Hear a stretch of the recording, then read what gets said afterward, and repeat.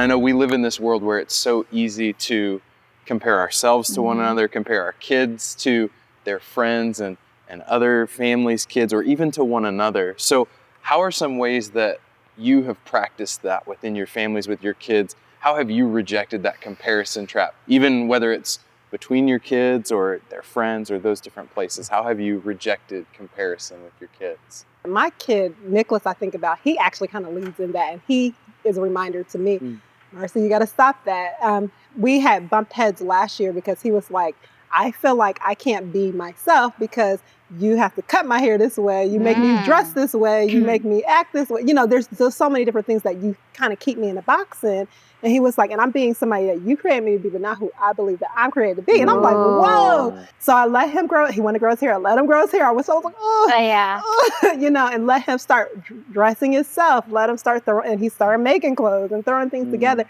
And he was able to go out. And I was scared because I was like, in the school that he's at, they're really caught up in appearances. They're really caught up in things. And I was scared that he would get judged and he would be teased about it. But allowing my son to be who God created him to be, and all his creativity, letting him grow his hair out how he wanted to, even that scared me at first, allowing him to dress how he wanted to dress and make his own clothing and make his own jewelry. He actually got confidence he never had before.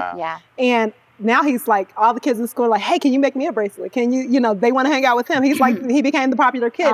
And partly just because he was unafraid to be who he was. And so it was a good reminder of encourage them and allow them to be who God created them to be, and stop trying to compare them to what you think society wants them to be. Well, and in that same breath, like, social media can be a blessing and a curse. There are times that I look at people's, you know, highlight reel on Facebook, and I'm like, oh my gosh, their kitchen looks amazing. And then I look at my kitchen and I'm like, oh, that does not look amazing.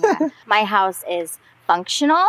It is not for show, but I wish it was, you know, and it's hard not to compare yourself to everybody else, especially when they see pictures, like, you know, one after the other, after the other, after the other. You are you and they are them, and what works for them may not work for you. I have 3 soccer practices every night, sometimes 4, 9 games on the weekend. My priority isn't necessarily, you know, making sure I have a clean sink. And that's okay. And it's taken me a long time to get there. We have to be careful of comparing siblings in the home.